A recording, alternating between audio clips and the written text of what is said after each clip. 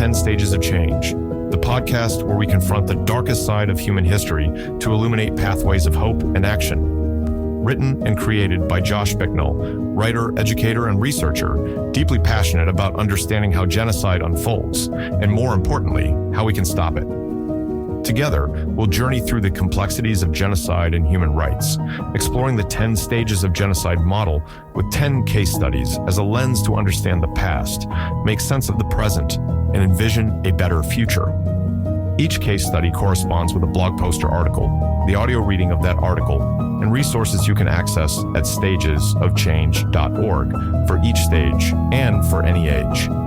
We'll uncover untold stories, expert interviews, analyze key moments, and connect the dots between history, literature, civic action, and technology. This isn't just about learning, it's about doing. This podcast is for anyone who believes in the power of knowledge to transform the world and the willingness to act on it, because awareness isn't enough. Action is what prevents history from repeating itself. Together, let's build a better future, stage by stage, story by story, and change the narrative toward a world without genocide, once and for all.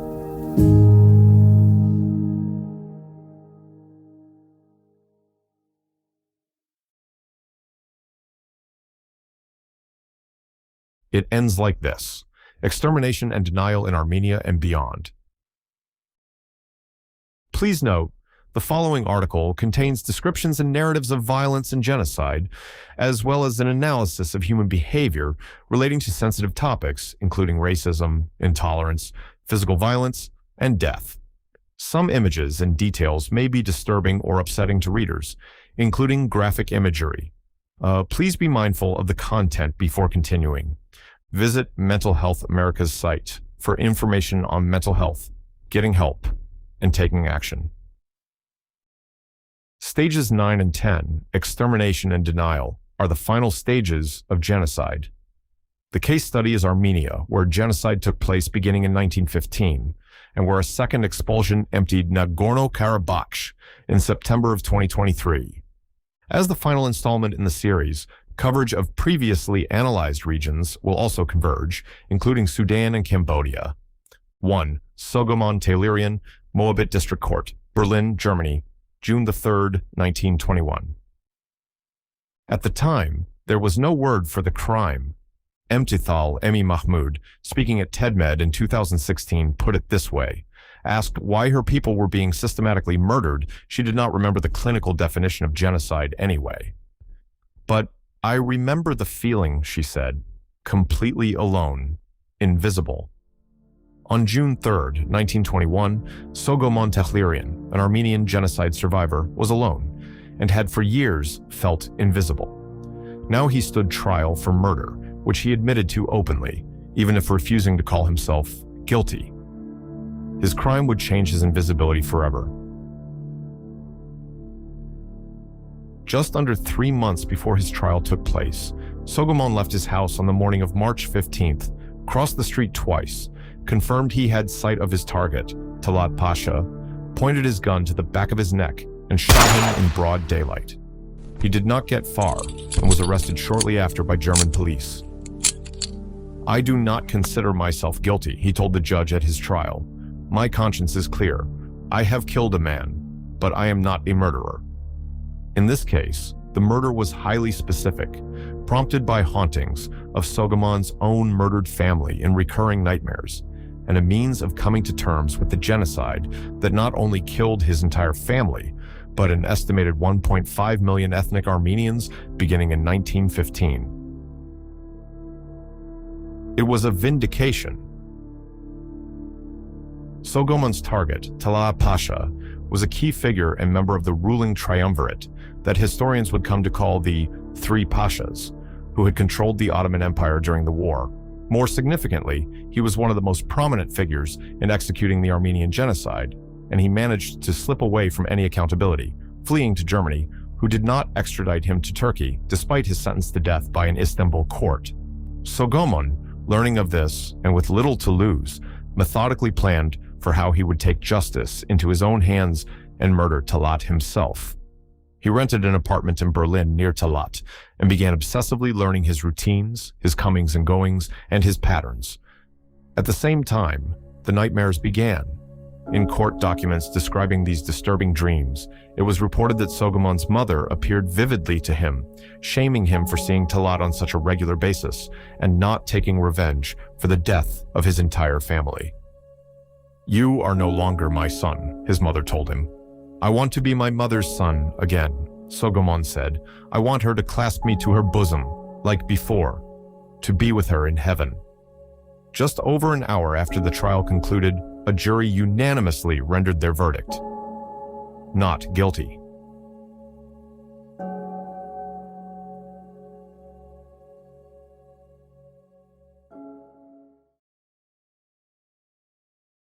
Two, Meir Shabarian, location undisclosed, January 17th, 2024.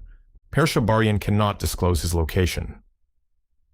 Similar to the reasoning behind redactions in the Myanmar case study, today's technologies combined with a determined lethal force put the lives of people like Meir at great risk. In 2023, the land area of Nagorno-Karabakh, or Artsakh, was the setting of over 9 months of blockade against ethnic Armenians, where they had lived for thousands of years. The blockade began in late 2022 when Azerbaijan deliberately blockaded the Lachin corridor, effectively cutting all food and other resources from over 120,000 Armenians. Medical supplies, fuel, and other necessities for life were blocked, leading a number of legal experts to sound the alarm for genocide, as genocide's definition includes intentionally inflicting destructive living conditions, that is, making life itself virtually impossible to continue on without forcible removal or relocation. Twice, the International Court of Justice ordered the road opened, and twice, nothing happened.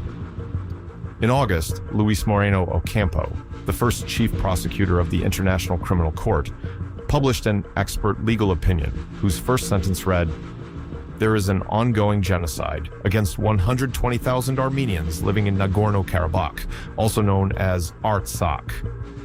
He needed no bodies to say it. "Starvation is the invisible genocide weapon," he wrote.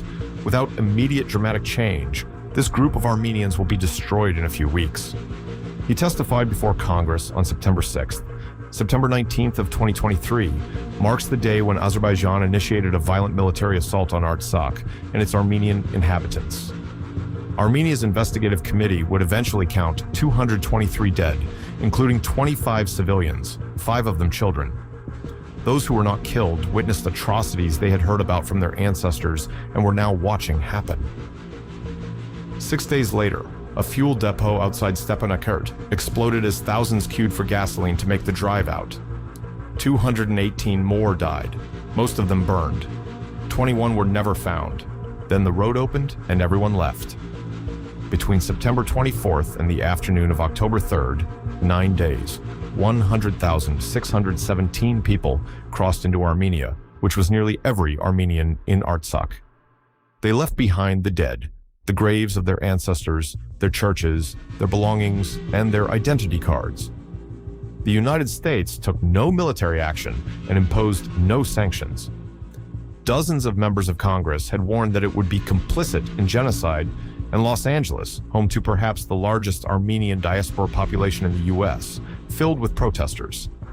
Section 907 of the Freedom Support Act, which bars U.S. assistance to the government of Azerbaijan, stayed waived through the entire blockade, as it has been waived every year since 2002. For many of the displaced, this was the 4th time in a lifetime. One of them is Meir Shabarian. Meir, appearing in his mid-60s perhaps, sits in a still empty living room of the rental he shares with 5 other family members. The chair he sits on is ornate, a seemingly deliberate attempt to cling to the life he and his family once shared. But the photos next to him, his shoulders slumped slightly forward with his hands gripping one another as he holds back tears during his interview for a documentary project on Artsakh's Stories of Survivors, all this juxtaposes any attempt at clinging to a past life. Meir was one of the 120,000 forcibly displaced, in particular from a village in a region of Artsakh called Martakert. He is the father in a family of 5, with 3 sons, 2 who are 7 and 9 years old, and another David, who was grown. He recalls how his eldest son took part in a last-ditch effort against the advance on Artsakh and its regions. On the day of the September 19th attacks, Meir reflects how he did not know a fight would take place at all. Then a call came from his son. He was at the border. "Mom, there are so many Turks. There is no escape from this." His mother responded, "David, don't be afraid. Your father has seen such things a lot." In the interview, with two framed photos of his son next to his side, Meir looks away for a moment, his face tense, but tears still forming despite his attempts at stoicism. Who would have known it would end like this?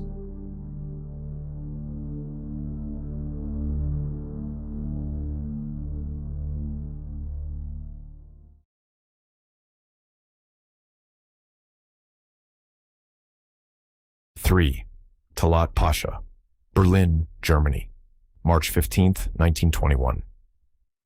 The 19th century in the Ottoman Empire was bleak for Armenian Christians. Attacks by Kurdish locals were frequent, with Armenians encountering discrimination in the form of legal rights, taxation, and a lack of any representation. Armenians, despite negotiating a treaty which would improve their quality of life, found themselves betrayed by Sultan Abdul Hamid II of the Ottoman Empire. This led to Armenian resistance, which, until 1896, was aggressively put down by the Sultan in a series of massacres that led to the deaths of well over 100,000. Nobody was tried. This, however, was only a preview of a far greater crisis to come. Armenians originally consisted of a collection of tribes that eventually led to the forming of the nation of Armenia. And although various local leaders over the course of 2,000 years came and went, Christianity remained a central and defining aspect of what Armenian identity represented. Meanwhile, however, their neighbors were increasingly adopting Islam. Over time, Armenian land and Christian practices were overrun by what was once a shared area with Muslim Kurds. Within 4 centuries, Ottoman Turks claimed the entire area and formed the Ottoman Empire. Discriminatory coexistence was short-lived, as suspicions and conspiracy theories of Armenian rebellion and replacement began to circulate, culminating in the Hamidian massacres. In July of 1908, a group of reformers known as Young Turks forced Abdul Hamid II to restore the constitution he had suspended 30 years earlier, promising what Armenians had for a century asked for: equality and constitutional protection. Armenians celebrated in the streets alongside Turks. The promise, however, lasted less than a year. By April of 1909, between 15,000 and 30,000 Armenians were murdered over the course of just 2 weeks in the city of Adana. Trials followed the killings. Among those hanged were Armenians. The men who promised equality learned an important lesson during this time: killing could be done, and nobody would stop it. At their center, the Committee of Union and Progress, rose a former postal clerk named Mehmed Talat. By 1913, Talat was named Minister of the Interior, and the committee had by then abandoned any illusion of establishing a multi-ethnic empire, favoring instead a Turkish one. When the Ottoman Empire entered the First World War on the side of Germany, and when the catastrophic defeat at Sarıkamış in the winter of 1914 killed tens of thousands of Ottoman soldiers, the blame was assigned not to the generals who ordered the campaign, but instead to the Armenians. Armenian soldiers serving in the Ottoman army were immediately disarmed, reassigned to labor, and were worked to death or shot.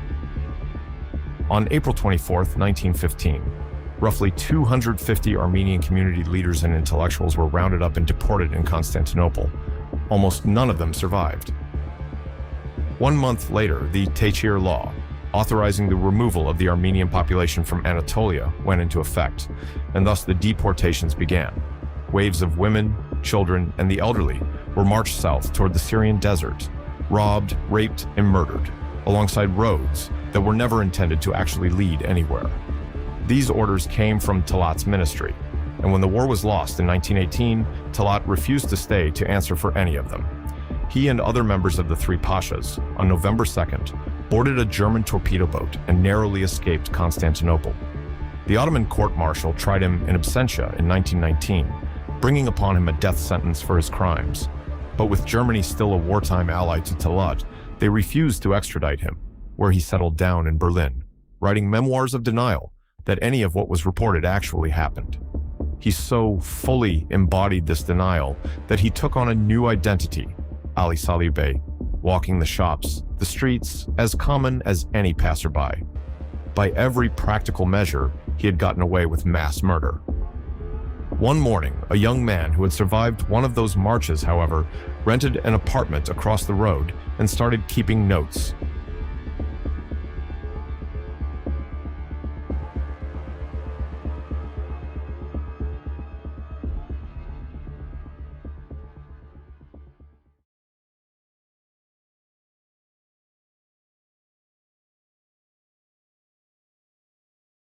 Four, Christine Terzibashian, Moabit District Court, Berlin, Germany, June 3, 1921. Their existence must come to an end, however tragic the means may be, and no regard must be paid to age or sex or to conscientious scruples. Here was the evidence Tellerian's lawyers brought to court, a stack of telegrams obtained in Aleppo by the Armenian journalist Aram Andonian, attributed to Talat Pasha, naming in the dead man's own words the intent to destroy a people. The prosecution objected. The telegrams were never entered into evidence, and Andonian was never called. When the defense sought testimony from Walter Rössler, the former German consul at Aleppo, who had concluded the documents were most likely authentic, the German Foreign Office prevented him from appearing. The single page that named the intent stayed out of the only room where the intent was going to be examined. What the court did allow was people. Johannes Lepsius, the German pastor whose documentation remains one of the era's principal records, testified as an expert. Grigoris Balakian, an Armenian priest who had been among those arrested on April 24, 1915, described what he had walked through and survived. Shortly after, a new witness was called, Christine Terzibashian. She, like Sogomon, had also survived the massacres, and she was about to provide testimony that would forever mark these massacres as a specific type of crime, one of total, systematic extermination, with full intent to do so. 21 members of her family were sent into the desert. 3 came back. Perhaps nobody was prepared for the details to come. She sat in the witness box and began her testimony.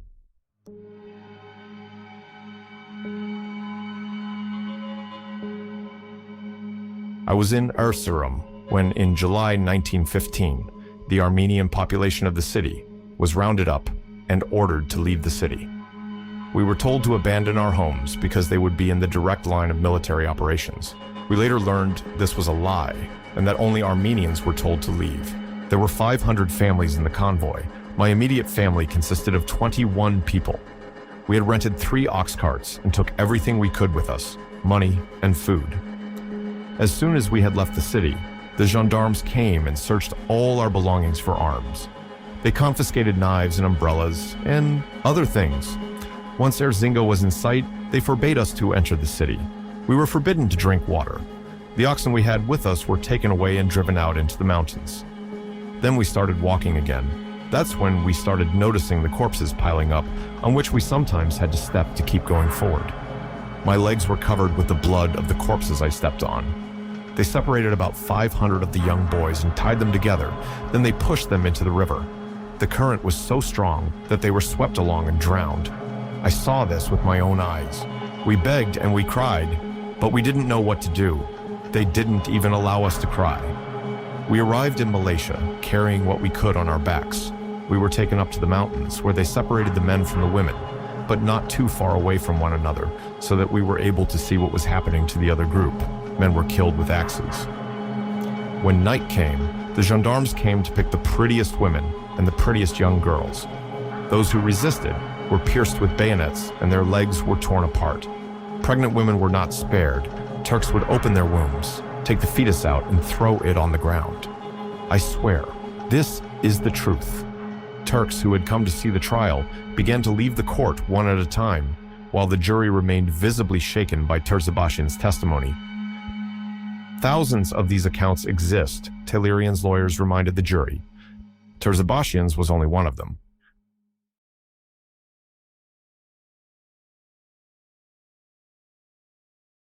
Five, Raphael Lemkin, Lwów, Poland, June 1921. In Lwów, a 20-year-old student was following the case in the newspapers. Raphael Lemkin had grown up on a farm outside Volkovysk in what was then the western edge of the Russian Empire and is now Belarus.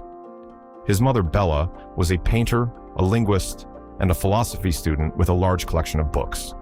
She had also given him, when he was 12, a copy of Henryk Sienkiewicz's Quo Vadis, the novel of Nero's persecution of the early Christians in Rome. He read it, and he could not stop asking his mother the same question. Why did the state not protect them? She could not give him an answer he could live with. So he began to keep a list of his own. The Assyrians, the Mongol razings, the Huguenots, the massacres of the Jews across Europe. And now, from the Berlin papers, the Armenians.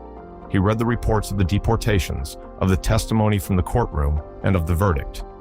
Then he took the question to Juliusz Makarewicz, his professor of criminal law at the University of Lwów. Why, he asked, could Talleyrand stand trial for the murder of one man when the men who had ordered the murder of more than 1 million Armenians walked free?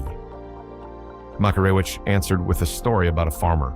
Consider a man who owns a flock of chickens, he said. He kills them, and this is his business.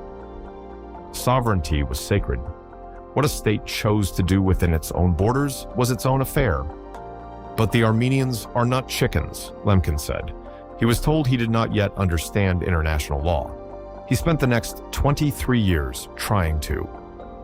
In 1933, he prepared a proposal for an international law conference in Madrid, arguing that the intentional destruction of a racial, religious, or social group be recognized as a crime under international law. He called it, provisionally, barbarity. He was not permitted to deliver it in person. His proposal was rejected. 6 years later, when the Nazis invaded Poland, Lemkin escaped east on foot and by rail, sleeping in forests. 49 members of his family, including his parents Bella and Joseph, would be murdered in the Holocaust. He reached the United States alone in 1941. He kept working on the word.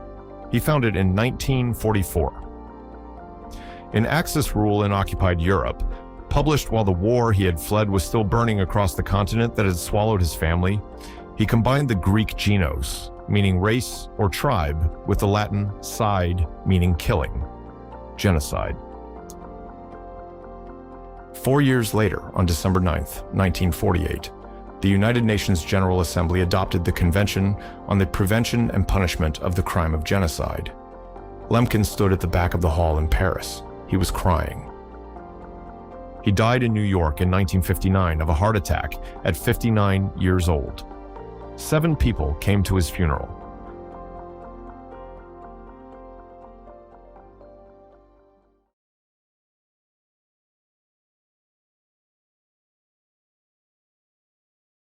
Six. Meher Shabarian, location undisclosed, January 17, 2024. The soldiers who crossed the border on September 19th were Azerbaijani. David called them Turks. So does his father in the interview 4 months later. Among Armenians from Artsakh, the word attaches to whatever came for the grandparents and then transfers. David, don't be afraid. Your father has seen such things a lot. She was telling her son that the family had been through this and come out the other side. It was the only thing she had to hand. It was also the last thing she said to him. His parents did not know for 2 days that their son had been killed. Meher explains. They said that they fled to the forest. But no, there was no way to escape from there. Only 1 person out of 10 survived. We were also waiting for David to come through the forests. We waited for 2 days.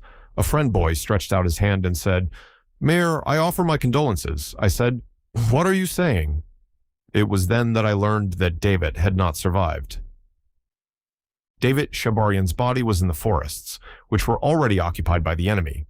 Meher continues. We went to a friend's house from there. We took only our clothes with us, because we came from the village to Stepanakert and thought we would go back again. But we learned that Artsakh no longer exists. If it continued for a few more days, they would have killed everyone. That was their goal. Their family left Artsakh on September 25th. On the same day, their son's body was found. 7. Extermination. beyond the numbers.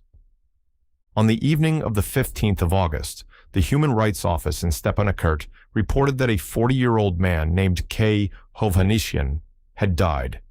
The office recorded the cause as chronic malnutrition, protein and energy deficiency. He was the first. Here is Gregory Stanton's 9th stage. Extermination begins and quickly becomes the mass killing legally called genocide. It is extermination to the killers because they do not believe their victims to be fully human. Destruction of cultural and religious property is employed to annihilate the group's existence from history. Importantly, extermination may not always be visible. We've seen this in Xinjiang, where the prevention of births through forced sterilizations serve as its own elimination tactic of the Uyghur population. Armin Wegner walked out of the Ottoman Empire in 1915 with photographs of the deportation camps hidden inside his belt, and 6 years later published the stenographic transcript of Tellerian's trial with his own foreword attached to the front. Those photographs are still being reproduced a century on. There is no photograph of the blockade. Then there is the last clause of Stanton's definition, the one about cultural property, and Azerbaijan has been working at it ever since. Caucasus Heritage Watch, a satellite monitoring project run out of Cornell, has been photographing Nagorno-Karabakh from orbit since before the Exodus. It recorded the demolition of St. John the Baptist Church in Shusha, 177 years old. It showed bulldozers cutting a road through the Yerevan Gate Cemetery, and in the spring of 2026, it recorded the flattening of the Holy Mother of God Cathedral in Stepanakert, the largest church in Artsakh, consecrated 4 years before the town was emptied of the same people who built it. It also recorded the destruction of the Armenian Genocide Memorial. The memorial was a white marble bell tower, put up for the centennial of 1915. Inside was a reliquary, and inside the reliquary were human remains that had been carried back from Deir Zor, bones out of the desert at the end of the road people like Christine Terzabashian had walked. Somebody had gone to Syria, found them, brought them home, and built a tower to hold them, only for a machine to tear it down. Stanton's recommended intervention at the 9th stage is the shortest in his framework, and, in that sense, also the most bleak perhaps. At this stage, he says, only rapid and overwhelming armed intervention can stop genocide. And in the case of Armenia, nobody came. 8. El Fasher, North Darfur, October 2025. The satellite does not know what it is looking at. It passes over North Darfur on a schedule and records reflected light. And over 2 days at the end of October, it recorded, scattered through the streets and courtyards and compounds of El Fasher, small clusters of objects measuring somewhere between 1 and 2 meters across, with the ground around many of them discolored. The analysts at Yale's Humanitarian Research Lab published the following day, and then kept publishing. 6 more reports across the next month, each one counting more than the last. The clusters were bodies. The discoloration was blood. By December, the lab had logged 150 clusters, consistent with human remains, and 38 separate patches of reddish ground. It had also watched them go. Within a month, 72% of the clusters had shrunk, and 38% were no longer there at all. Fresh burial mounds appeared beside the university and widened over successive passes. At the Saudi hospital, white objects were burning in one image, and in the image taken a week later there was thermal scarring and ash. Nathaniel Raymond, who runs the lab, describes to NBC News what he had spent a week watching. They are moving like a wood chipper, and they are killing everything that moves. And this is the final battle of the Darfur genocide. The Rapid Support Forces filmed themselves doing it. Fighters live-streamed from inside the city. One commander posted video of himself executing civilians and told TikTok he had killed more than 2,000 people. Another turned his phone on a column of detained men being marched down a dirt road and called them the harvest of the day. Within about a week, fabricated images of the massacre began circulating alongside the real ones. A woman on the ground, a child beside her, the shadows of soldiers falling across them both. BBC Verify traced that picture to an Instagram account belonging to a self-described creative AI specialist. Noticed that the woman cast no shadow, although the men did. Found that, in an animated version of the same image, The arms passed through one another and found Google's generation watermarks sitting in the file. AFP assessed it independently and reached the same conclusion. Deutsche Welle debunked two more, one of which turned out to show Sudanese army soldiers and to have been posted a month before the city fell. A spokesman for the RSF's parallel administration then went on television and said the atrocities in El Fasher were fake. Nobody at the RSF had made those images. They came from accounts chasing engagement, from people who had probably never heard of Zagawa, and they handed the men who did the killing a question they had never previously been able to ask. How do you know that's real?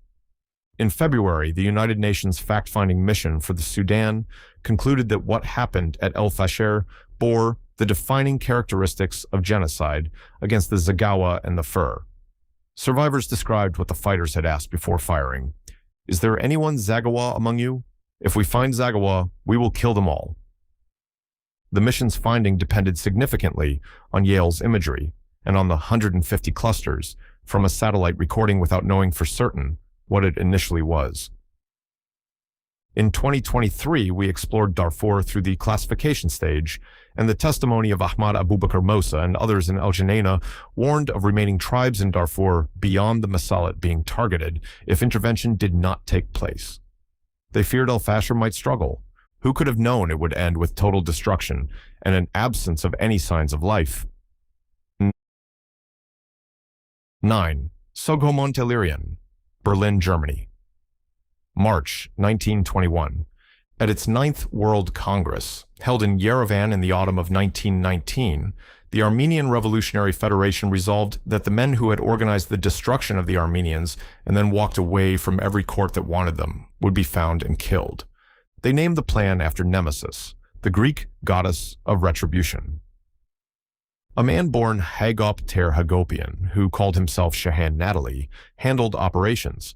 He drew up a list, Talat headed it, and over the next 3 years, most of the names on it were killed in Tiflis, in Rome, and on the streets of Berlin. Talat came first, and Soghomon-Tehlirian was the man assigned to him. Shahan Natalie's instruction survives.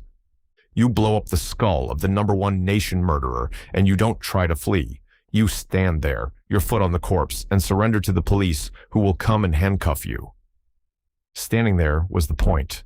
What Natalie wanted was not a dead man in Charlottenburg, but a trial in a European capital, in front of European reporters, in a proceeding where somebody would finally be required to stand up and explain what had happened to 1.5 million people. And the only way to buy that proceeding was to give a European court a corpse it could not ignore. It was not even Tehlirian's first job. A year or two earlier in Constantinople, he had shot an Armenian informer who helped assemble the lists used on the night of April 24th, and that killing was his audition. The Berlin court never heard about it, nor did the court hear anything true about the caravan out of Erzincan, or the mother shot in front of him, or the blow to the head, or the hours spent lying under the bodies waiting for dark. He was in Serbia when the war broke out. He went to Russia that autumn and enlisted in the Armenian volunteer units attached to the Caucasus Army, and he was in uniform several hundred miles away through the whole of 1915. He entered the country of his childhood later with the advancing columns and saw what was left. His mother did die in the genocide, and his eldest brother Vazkin with her, and his memoirs list 85 members of the extended family among the dead. He simply was not there to watch it. Nobody asked him whether he belonged to an organization. Nobody asked about Constantinople. Rolf Hosfeld, the German historian who spent a career on the case, called the testimony extremely well groomed and concluded that had the court known the killing was part of a conspiracy, Tehlirian would not have been acquitted. So, a man who had not been there described what he had not seen to a court that never asked, and walked out into a Berlin evening, and a 20-year-old in Lwów read about it in the newspaper, asked his professor a question, got an answer about chickens, and spent the next 23 years building the word we now use for what was done to the people Tehlirian was not standing beside when they died. Tessa Hoffman, among the historians most sympathetic to him, put it as carefully as anyone has. The account he gave was thus a construct, but one that contains extremely typical and essential elements of the collective fate of his compatriots. Every sentence he spoke about that road happened to somebody. Christine Tersebashian sat in the same room on the same day and told the truth about herself, and of the 21 members of her family who went into the desert, 3 came back. Tehlirian lived another 39 years, Cleveland, Marseille, Belgrade, Casablanca, Paris, and at the end San Francisco, where he took work as a postal clerk, which is where Talat Pasha had started out in Edirne. He died in 1960 and lies in Fresno beneath an obelisk, topped with a gold eagle killing a snake. And on the monument, it gives his birth date wrong too. 10. The long argument, denial. Stanton's 10th stage, denial, is the final stage that lasts throughout and always follows genocide. It is among the surest indicators of further genocidal massacres. The perpetrators of genocide dig up the mass graves, burn the bodies, try to cover up the evidence, and intimidate the witnesses. They deny that they committed any crimes, and often blame what happened on the victims. Hikmet Hajiev, foreign policy advisor to the president of Azerbaijan, was asked what had become of 100,000 people in 9 days. It was their own decision, he said. Firstly, we did not expel Armenians from Karabakh. They made the decision to leave. Azerbaijan calls the 19th of September an anti-terror operation, and its state-financed campaign apparatus calls the Republic of Armenia Western Azerbaijan. President Aliyev has told audiences that Azerbaijanis will return to their historical lands, not with tanks but in cars, and that the Armenians of Karabakh were brought there in the first place from Iran and Anatolia by Russia to change the composition of the region. Leaked documents obtained by OC Media trace the campaign to his own presidential administration, which is what makes Sogomon Tehlirian useful to them. He lied under oath, and denialists have been holding the lie up for 100 years. What it actually touches is his own biography. It leaves the 1.5 million where they have always been, in the Ottoman archives, in German diplomatic cables, in American consular reports, in Wegener's photographs, and in the sworn accounts of thousands of survivors who were describing their own lives accurately, Christine Tersebashian among them. Washington's record ran forward and then back. Joseph Biden used the word in his 2021 Remembrance Statement, the first sitting president to make it the operative term, 106 years late. Turkey summoned the ambassador within hours, and Erdogan told a televised cabinet meeting that nobody gets to put the genocide label on the Turkish nation. Biden used it 3 more times, the 2 statements issued since mourn a disaster of the 20th century and events that occurred over 100 years ago. Neither contains the word. Nothing was repealed, it was simply declined, twice, by the branch Ankara actually lobbies. In Phnom Penh, in the summer of 2009, a 68-year-old painter named Bu Meng took the witness stand against the man who had run the Khmer Rouge prison at S21. He had been shackled to an iron bar in that building for 2 years and had survived it because he could paint, and the commandant wanted portraits of Pol Pot. His wife was taken out to a field at Chowong Ek and killed while he was working on one of them. Their 2 children starved in a Khmer Rouge children's center. At the end of his testimony, the judge asked whether he had anything he wished to ask the accused. He had one thing. "Just tell me," he said. "Just tell me where my wife was smashed. Then I will go to that location just to get the soil from there, to pray for her soul." Duke began to cry. He said he could not be certain, and that she had presumably been taken to Chowong Ek. Bu Meng spent the last 20 years of his life sitting in that building, which is a museum now, talking to whoever walked in. He died of old age in August of 2026 at 85, which leaves Chum-May, who is 95, as the last of them.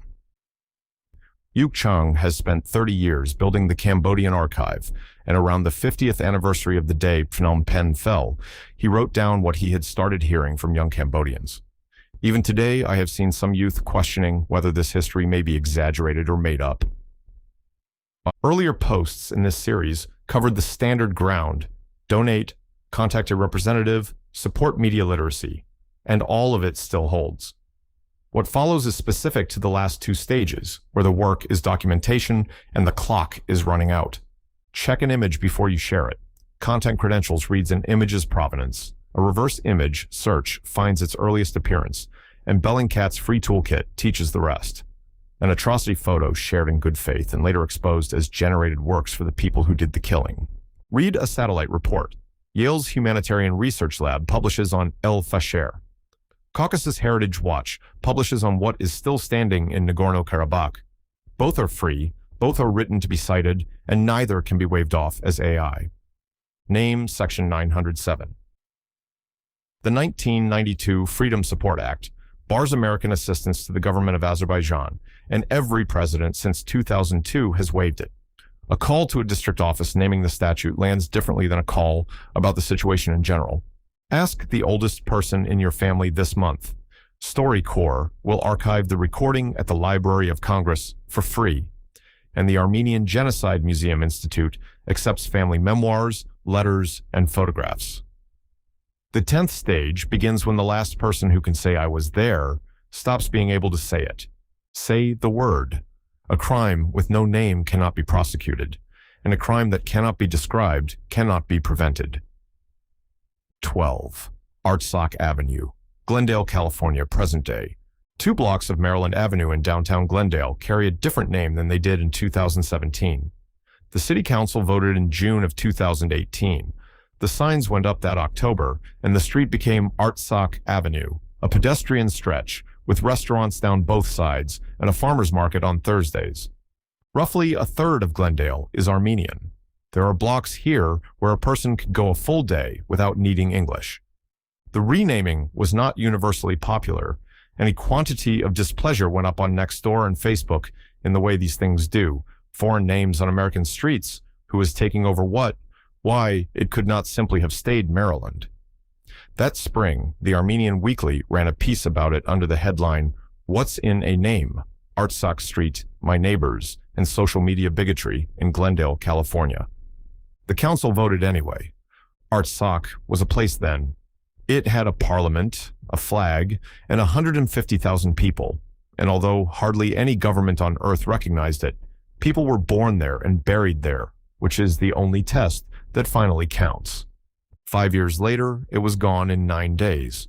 The Parliament building was ordered demolished, the cathedral came down, the bell tower came down, and Azerbaijani families are now being moved into the city under a stated target of 140,000 people, 22 families in August, 18 in June. In the country that holds the ground, the maps no longer carry the name, which leaves 2 blocks of asphalt in Glendale among the last places on earth where it appears on a municipal sign. The sign does not house anyone or feed anyone, and there are people eating dinner on Artsakh Avenue tonight who buried family in a place they will not see again. But Aliyev's argument requires the cathedral to be gone, and the cemetery, and the word, and every place the word survives, is a place the argument fails. Some of the families who fled in 2023 landed here and moved in near people whose great-grandparents had arrived from Anatolia after 1915. Same city, same churches, in a few cases. 2 expulsions 108 years apart with the same forwarding address. The apartments were found within days. The churches ran intake. The lawyers knew which forms. A community that has done this before does it quickly, and the speed is its own kind of testimony. 13. Emtied Mahmoud. In January of 2018, a Sudanese-American poet walked out of El Fasher in North Darfur and kept walking for 1,000 kilometers to Khartoum, collecting what she called dreams for peace from the people she met along the road. El Fasher is her hometown. It is where her family is from. It is the city the satellite photographed from 450 miles up. She was 10 the first time the killing started there. Her mother was crying, and she asked why they were burying so many people, and her mother tried to find the words for it. Emmy Mahmoud has said she remembers the feeling rather than the words, completely alone, as if nobody could hear them, as if they were essentially invisible. 23 years later, a United Nations fact-finding mission found the word her mother could not. She has lost at least 7 relatives in this war. One of them she could not bury because of the bombardment, and she has explained what that costs. In Islam, a person's humanity is weighed at the moment of burial, and burying you is the last thing the people who love you get to do for you. Boumeng asked a court for a handful of soil. NPR, reached her 3 days after the rapid support forces took the city. "This is our Srebrenica moment," she said. "This is the moment where if no one intervenes, there will be no one left to save." And then, because she has never once stopped at the diagnosis, there are still people left in El Fasher that are being killed, but there are hundreds of thousands that we can save if we act now. Near the end of her 2016 talk, she asked the room a question, out loud, directly. "Will you witness me?"